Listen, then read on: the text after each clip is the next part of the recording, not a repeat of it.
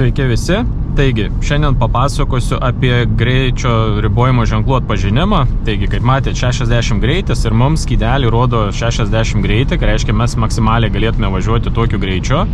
Tai reiškia, automobilis turi greičio ženklų atpažinimo sistemą ir jisai mums nurodo maksimalius greičius, kokiu galėtume greičiu važiuoti. Na ir kaip pavyzdys, priekį baigėsi 60, tai mes turėtume važiuoti jau 50 greičiu. Na ir pažiūrėkim sistema, ką jinai darys. Ir sistema, matot, pakeitė iš 60 į 50 greitį. Tai reiškia, viskas tvarkoj, rodo teisingai, bet yra momentų, kada negalima pilnai aklai pasitikėti šitą sistemą. O kodėl? Todėl, kad jeigu ženklai būna pastatyti per aukštai arba kažkur nukišti į krūmus ar kažkas juos užstoja, tai tokiu atveju mes nematysim, kokiu greičiu galim važiuoti. Ir įsitikinam, ar nieko nėra, ir mes sankryžoje suksime į kairę. Na ir dabar parodysiu, kaip sistema gali mus suklaidinti, ir per šitą suklaidinimą mes galim neišlaikyti, aišku. Na ir kaip mato, turim 30 greičių ribojimo ženklą, jis yra labai aukštai pastatytas.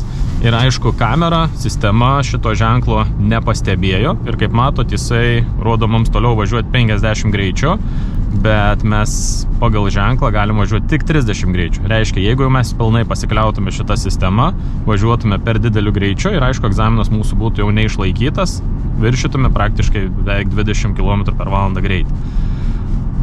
Ir toliau matome priekį, tenais yra dar vienas greičio ribojimo ženklas. Ir šitą ženklą, aišku, sistema jau nuskaitys, kadangi jis yra normaliai pastatytas, ne taip aukštai. Ir tuoj pažiūrėsim, ar pasikeis. Taigi 30 ženklą privažiavom ir skydelė irgi pasikeitė į 30 greičių ribojimo ženklą. Taigi važiuojam 30 greičiu, viskas tvarkoj, bet turim kitą problemą. Tai šitas ženklas galioja iki artimiausios sankryžos. Ir kaip matot, sankryžą turim, 30 greitis baigėsi. O mums sistema rodo toliau važiuoti 30 greičiu maksimaliai, dėl to, kad sistema sankryžų kaip ir nefiksuoja. Tai reiškia, jai turėtų būti idealios sąlygos. Tai idealios sąlygos reiškia, buvo greičio ženklas normaliai pastatytas, ne per aukštai, jį nuskaitė, kada ženklas turėtų baigtis greičio ribojimu, turėtų būti atskiras ženklas, kaip buvo 60 ribojimo pabaiga, ir tokiu atveju mums grąžina į gyvenvietės greitį. Tai tokiu atveju mums viskas tvarkoj būtų ir pilnai galėtume pasitikėti sistema, jeigu būtų idealios sąlygos. Tai reiškia, ties kiekvieną situaciją, kada keičiasi greitis, stovėtų atskiras ženklas ir jisai būtų gerai matomas. Bet egzamine, kaip matot, šita sistema pilnai pasitikėti negalime, dėl to, kad mus gali jinai suklaidinti.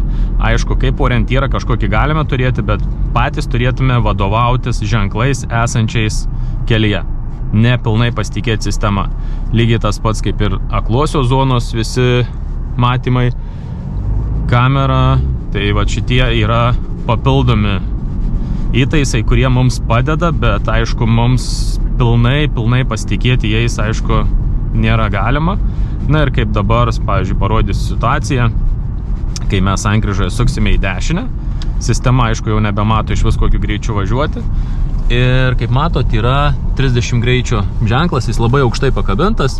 Ir stebėkit situaciją, jeigu būčiau nepasilenkęs pažiūrėti, aš realiai šitoj vietoj ženklo net nematau ir nežinau, kokiu greičiu galėčiau važiuoti.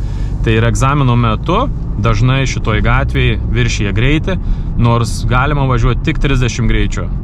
Tai visą laik prieš įvažiuodami į naują gatvę pasižiūrėkit, kokiu greičiu galėsit važiuoti. Tai šiam kartui tiek.